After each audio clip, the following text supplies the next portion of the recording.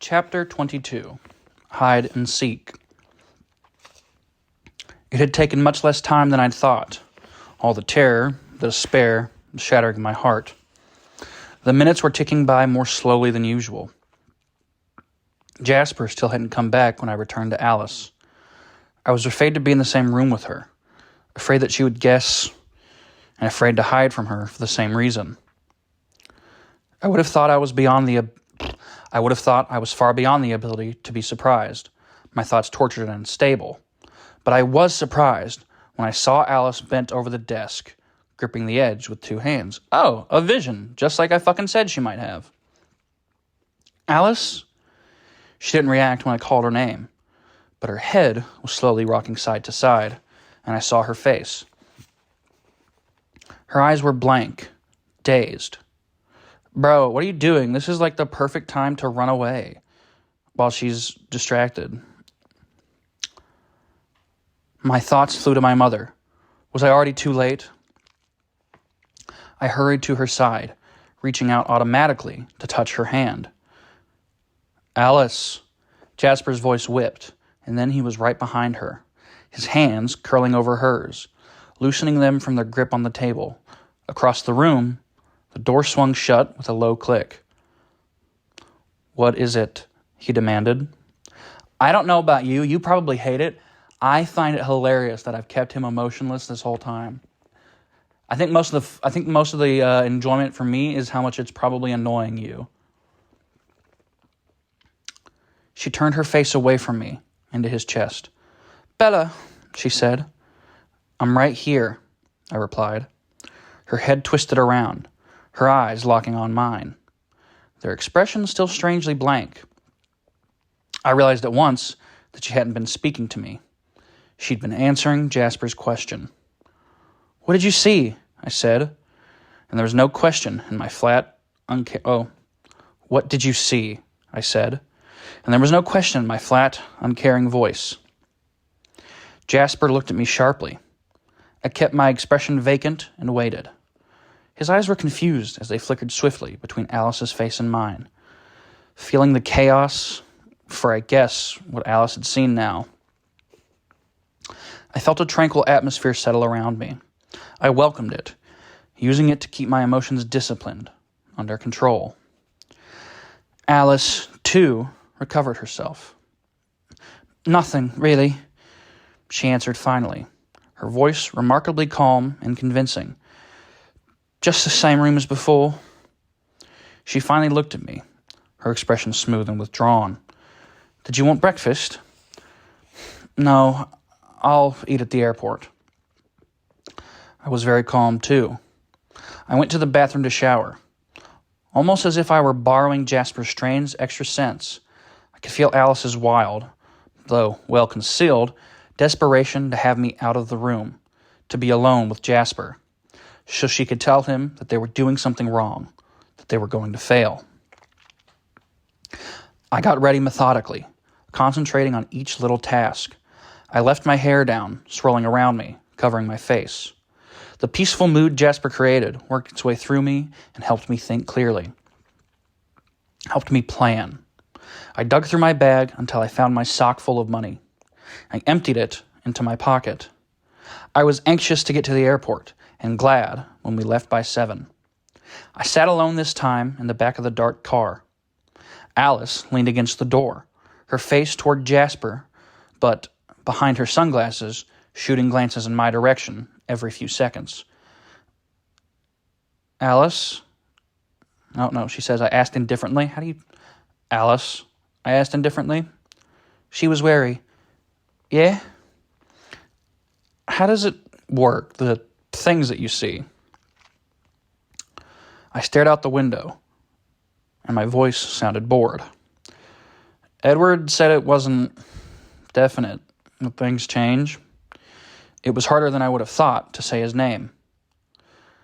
That must have been what alerted Jasper, why a fresh wave of serenity filled the car. Yeah, things change, she murmured. Hopefully, I thought. Some things are more certain than others, like the weather. People are harder. I only see the course they're on while they're on it. Once they change their minds, make a new decision, no matter how small, the whole future shifts. I nodded thoughtfully. So you couldn't see James in Phoenix until he decided to come here? Yes, she agreed, wary again. And she hadn't seen me in the mirror room with James until I'd made the decision to meet him there. I tried not to think about what else she might have seen. I didn't want my panic to make Jasper more suspicious. They would be watching me twice as carefully now. Anyway, after Alice's vision, this was going to be impossible. Well, clearly not if you make it there. Anyways, we got to the airport. Luck was with me. Maybe it was just good odds. Edward's plane was landing in Terminal 4, the largest terminal where most flights landed, so it wasn't surprising that was his. But it was the terminal I needed, the biggest, the most confusing. And there was a door on level 3 that might be the only chance. We parked on the 4th floor of the huge garage. I led the way, for once more knowledgeable about my surroundings than they were. We took the elevator... Did I have a brain fart? What just happened? Okay, I'm good. Jesus Christ, I had a fucking brain fart.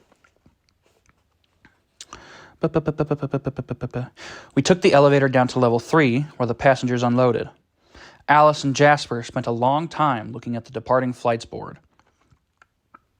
I could hear them discussing the pros and cons of New York, Atlanta, Chicago, places I'd never seen and would never see. I waited for my opportunity, impatient, unable to stop my toe from tapping. We sat in the long rows of chairs by the metal detectors. Jasper and Alice, pretending to people watch, were really watching me. Every inch I shifted in my seat was followed by a quick glance out of the corner of their eyes. It was hopeless. Should I run? Would they dare to stop me physically in this public place? Or would they simply follow? I pulled the unmarked envelope out of my pocket and set it on top of Alice's black leather bag. She looked at me. "My letter," I said. She nodded, tucking it under the top flap. He'd find it soon enough. The minutes passed, and Edward's arrival grew closer. It was amazing how every cell in my body seemed to know he was coming, to long for his coming. Hee. That made it very hard. I found myself trying to think of excuses to stay, to see him first and then make my escape. But I knew that was impossible if I was going to have any chance to get away. Several times, Alice offered to go get breakfast with me. Later, I told her, not yet. I stared at the arrival board, watching as flight after flight arrived on time. The flight from Seattle crept closer to the top of the board. And then, when I had only 30 minutes to make my escape, the numbers changed. His plane was 10 minutes early. I had no more time.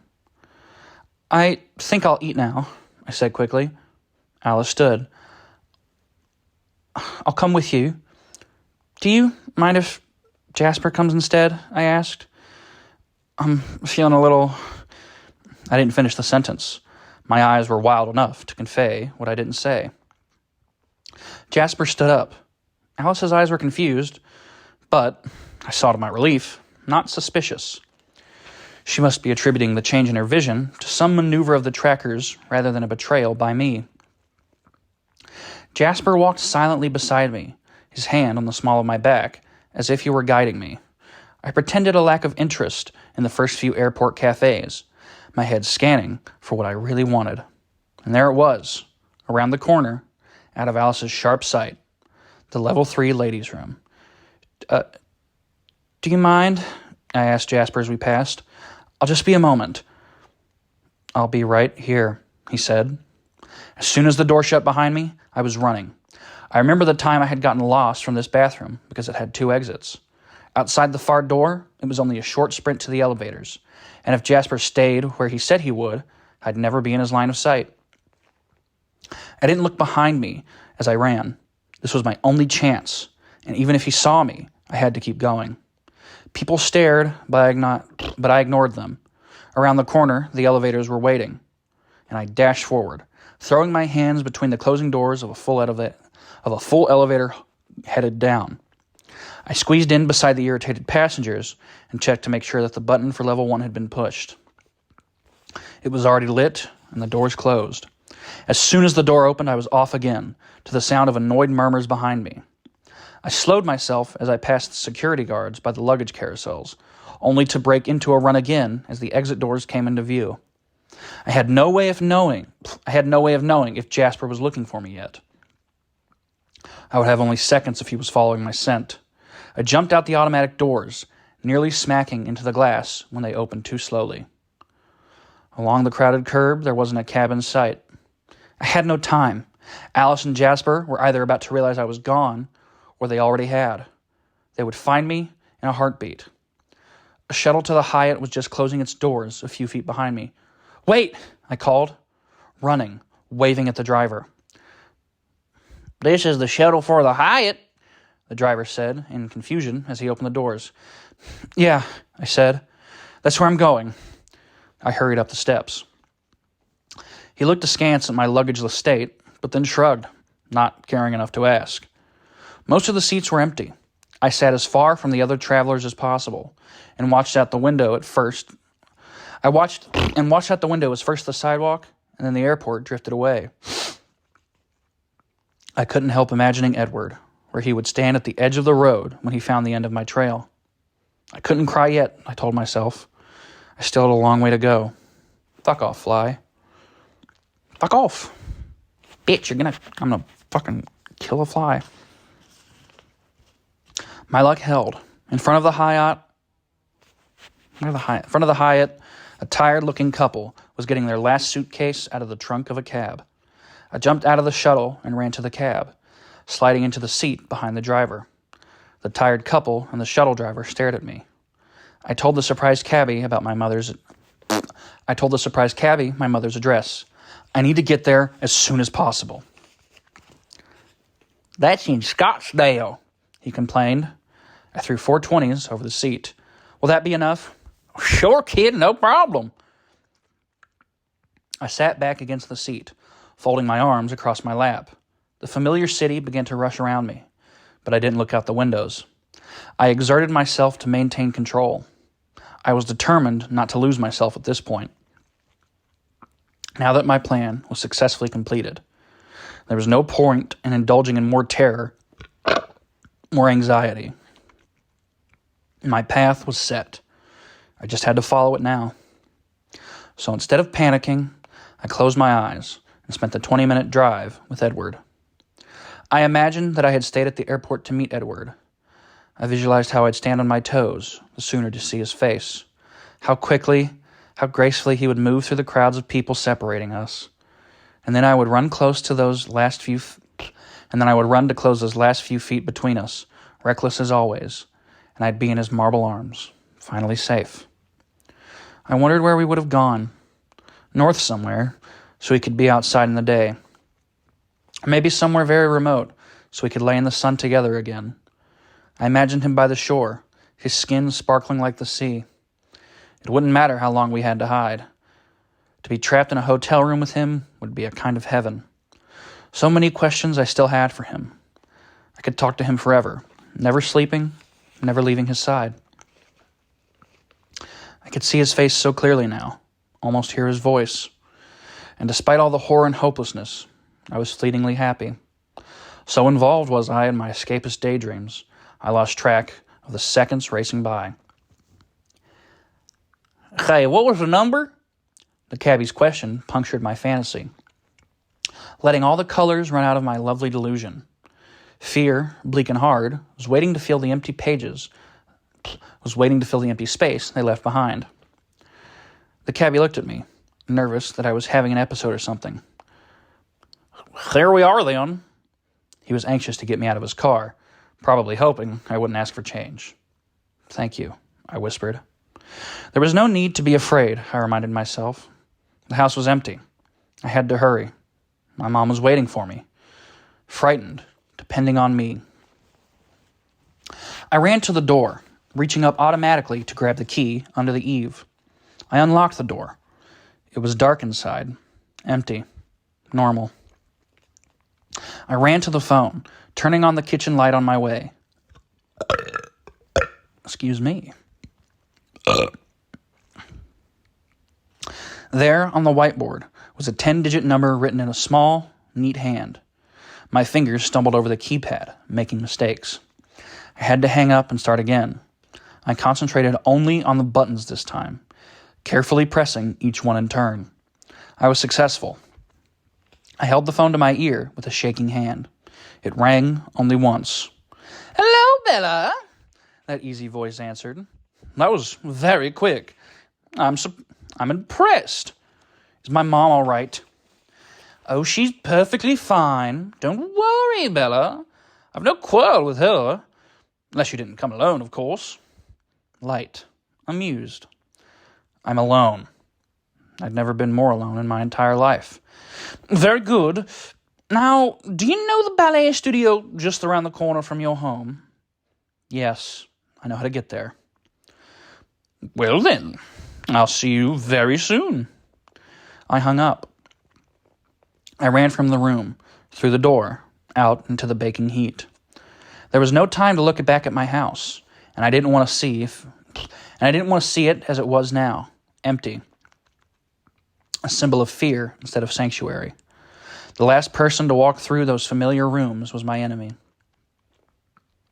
From the corner of my eye, I could almost see my mother standing in the shade of the big eucalyptus tree where I'd played as a child, or kneeling by the little plot of dirt around the mailbox, the cemetery of all the flowers she'd tried to grow. The memories were better than any reality I would see today, but I raced away from them, toward the corner, leaving everything behind me. I felt so slow, like I was running through wet sand. I couldn't seem to get enough purchase from the concrete. I tripped several times, once falling, catching myself with my hand, scraping them on the sidewalk, and then lurching up to plunge forward again. But at last, I made it to the corner, just another street now. I ran, sweat pouring down my face, gasping. The sun was hot on my skin, too bright as it bounced off the white concrete and blinded me. I felt dangerously exposed, more fiercely than I would have dreamed I was capable of. I wished for the green, protective forests of Forks, of home. When I rounded the last corner on the cactus, I could see the studio, looking just as I remembered it. I'm going to pause real quick. I am back. Let's see, where was I? The parking lot in front was empty, the vertical blinds and all the windows drawn. I couldn't run anymore. I couldn't breathe. Exertion and fear had gotten the best of me. I thought of my mother to keep my feet moving, one in front of the other. As I got closer, I could see the sign inside the door. It was handwritten on hot pink paper. It said the dance studio was closing for spring break. I touched the handle, tugged on it cautiously. It was unlocked. I fought to catch my breath and open the door. The lobby was dark and empty. Cool. The air conditioner thrumming. The plastic molded chairs were stacked along the walls, and the carpet smelled like shampoo. Now is when I ask, did they change this from the movie? Because this is not the mansion I have in my memories.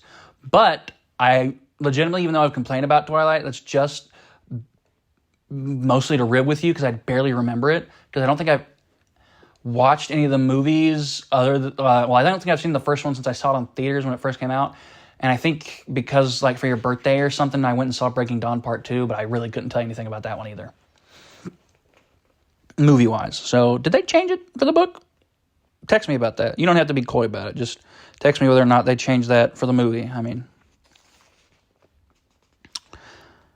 the west dance floor was dark. I could see through the opening viewing window. The east dance floor, the biggest room, was lit. But the blinds were closed on the window. Terror seized me so strongly that I was literally trapped by it. I couldn't make my feet move forward. And then my mother's voice called. "Bella! Bella!" The same tone of hysterical panic. I sprinted to the door, to the sound of her voice. "Bella, you scared me! Don't you ever do that to me again!" Her voice continued as I ran into the long, high-ceilinged room. I'm guessing they don't have her mom. I don't know, something about it, the way that we haven't, I don't know. I'll see if I turn to the next page and I'll see. I stared around me, trying to find where her voice was coming from. Oh, hold on a minute. Wait a minute. There's talking about a VCR. Bro, if there's like some old fucking footage recording where she like fell down and then her mom was like freaking out and then they were using that recording to fucking trick her, that would be dope as shit. I heard her laugh and whirled to the sound. There she was on the TV screen, tousling my hair in relief. It was Thanksgiving and I was 12. Hey, I gotta give you, Stephanie, that's a good twist. I saw it coming just before it happened, but that's a decent twist, Stephanie. That's a decent twist. I like that. We'd gone to see my grandmother in California the last year before she died. We went to the beach one day, and I'd leaned too far over the edge of the pier. She'd seen my feet flailing, trying to reclaim my balance. My balance, not ballast. Ugh. Bella, she'd called to me in fear. And then the TV screen was blue. I turned slowly. He was standing very still by the back exit, so still I hadn't noticed him at first. In his hand was a remote control. We stared at each other for a long moment, and then he smiled. He walked towards me, quite close, and then passed me to put the remote down next to the VCR. I turned carefully to watch him. Sorry about that, Bella, but isn't it better that your mother didn't really have to be involved in this whole thing? His voice was courteous, kind. And suddenly it hit me. My mother was safe. She was still in Florida. She'd never gotten my message. She'd never been terrified by the dark red eyes and the abnormally pale face before me. She was safe. Yes, I answered, my voice saturated with relief. You don't sound angry that I tricked you. I'm not. My sudden high made me brave. What did it matter now? It would soon be over. Charlie and Mom would never be harmed. Would never have to fear. I felt almost giddy. Some analytical part of my mind warned me that it was dangerously close to snapping from the stress. How odd. You really mean it. His dark eyes assessed me with interest. The irises were nearly black, just a hint of ruby around the edges. Thirsty. I will give your strange coven this much. You humans can be quite interesting. Now I guess I can see the draw of observing you. It's amazing. Some of you seem to have no sense of your own self-interest at all. He was standing a few feet away from me, arms folded, looking at me curiously. There was no menace in his face or stance. He was so very average-looking. Nothing remarkable about his face or body at all. Just the white skin. The circled eyes I'd grown used to. He wore a pale blue, long-sleeved shirt and faded blue jeans. I suppose you're going to tell me that your boyfriend will avenge you? He asked. Hopefully, it seemed to me. No, I don't think so. At least, I asked him not to. And what was his reply to that? I don't know. It was strangely easy to converse with this genteel hunter. I left him a letter. How romantic. A last letter. And do you think he will honor it? His voice was just a little harder now, a hint of sarcasm marring his polite tone. I hope so. Well, our hopes differ then. You see, this was all just a little too easy. Too quick.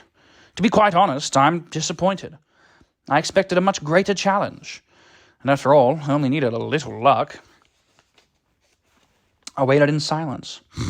1 second, I gotta deal with my throat shit. This is fucking killing me now.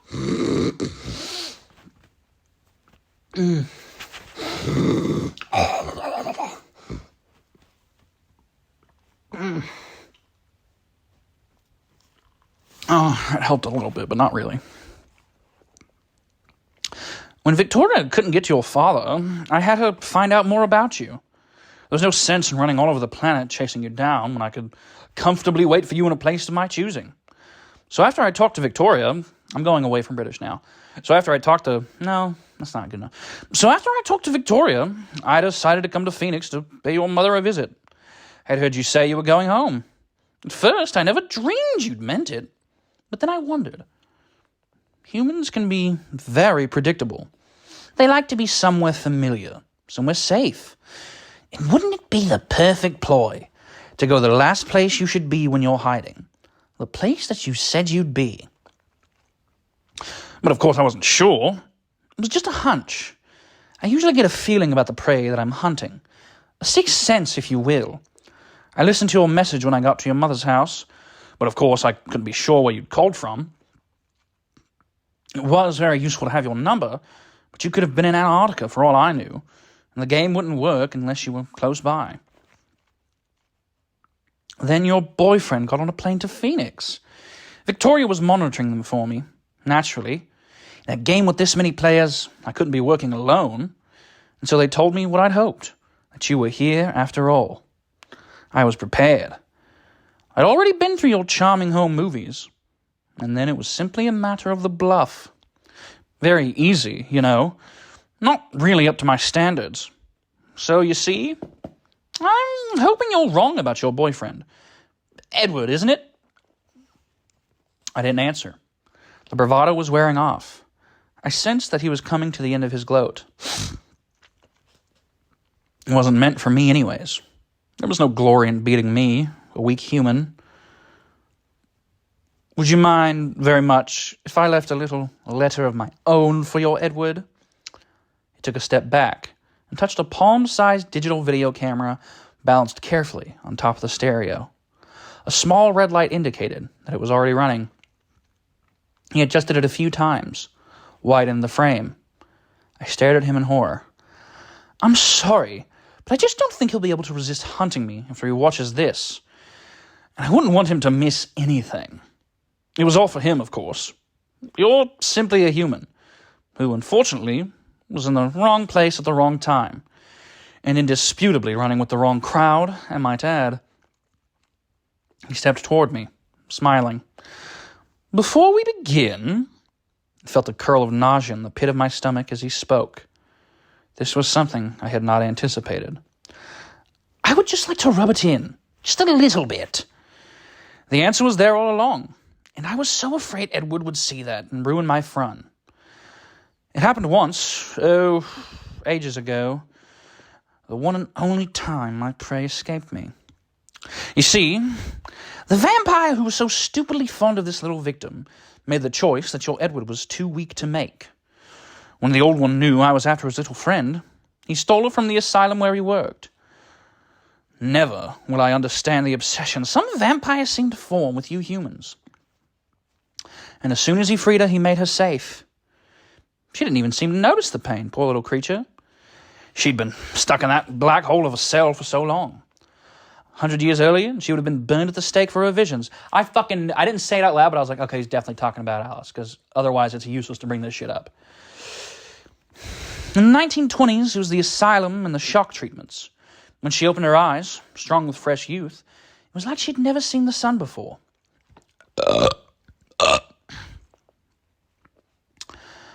The old vampire made her a strong new vampire, and there was no reason for me to touch her then. He sighed. I destroyed the old one in vengeance. Alice, I breathed, astonished. Yes, your little friend. I was surprised to see her in the clearing, so I guess her coven ought to be able to derive some comfort from this experience. I get you, but they get her. The one victim who escaped me. Quite an honor, actually. And she did smell so delicious. I still regret that I never got to taste. She smelled even better than you do.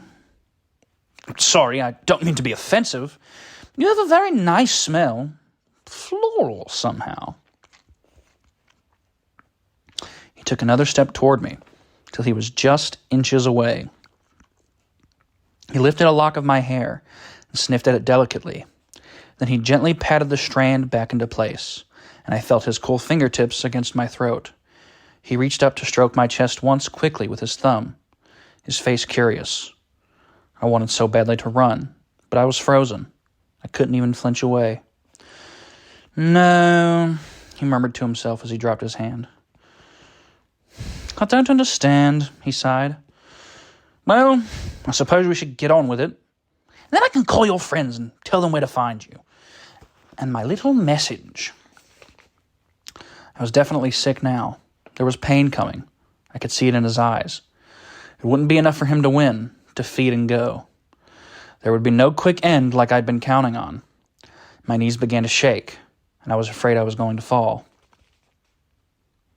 He stepped back and began to circle, casually, as if he were trying to get a better view of a statue in a museum. His face was still open and friendly as he decided where to start. Then he slumped forward into a crouch I recognized, and his pleasant smile slowly widened, grew, till it wasn't a smile at all, but a contortion of teeth, exposed and glistening. I couldn't help myself. I tried to run, as useless as I knew it would be, as weak as my knees already were. Panic took over, and I bolted for the emergency door. He was in front of me in a flash. I didn't see if he used his hand or his foot. It was too fast. A crushing blow struck my chest. I felt myself flying backwards, and then heard the crunch as my head bashed into the mirrors.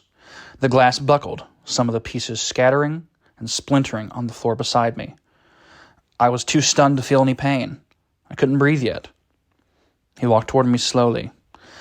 That's a very nice effect, he said, examining the mess of glass, his voice friendly again. I thought this room would be visually dramatic for my little film. That's why I picked this place to meet you. It's perfect, isn't it?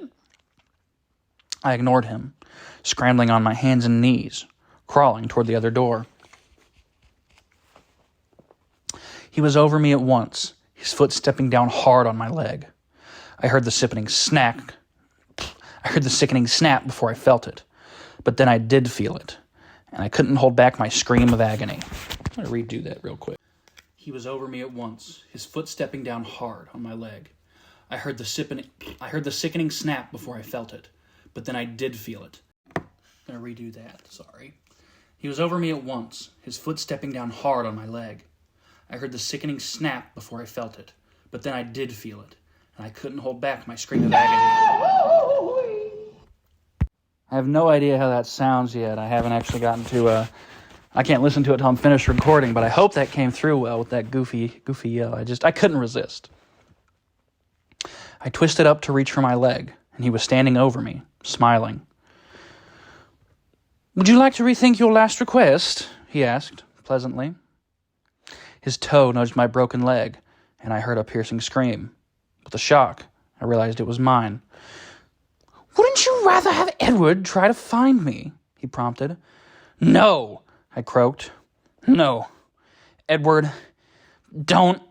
And then something smashed into my face, throwing me back into the broken mirrors. Over the pain of my leg, I felt the sharp rip across my scalp where the glass cut into it, and then the warm wetness began to spread through my hair with alarming speed.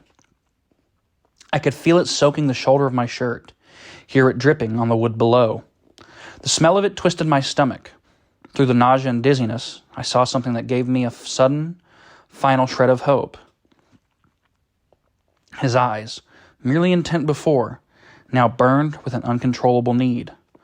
The blood, spreading crimson across my white shirt, pooling rapidly on the floor, was driving him mad with thirst. No matter his original intentions, he couldn't draw this out much longer. Let it be quick now, was all I could hope, as the flow of my blood from my head sucked my consciousness away with it. My eyes were closing. I heard, as if from underwater, the final growl of the hunter. I could see, through the long tunnel my eyes had become, his dark shape coming toward me. With my last effort, my hand instinctively raised to protect my face. My eyes closed, and I drifted. End of chapter 22.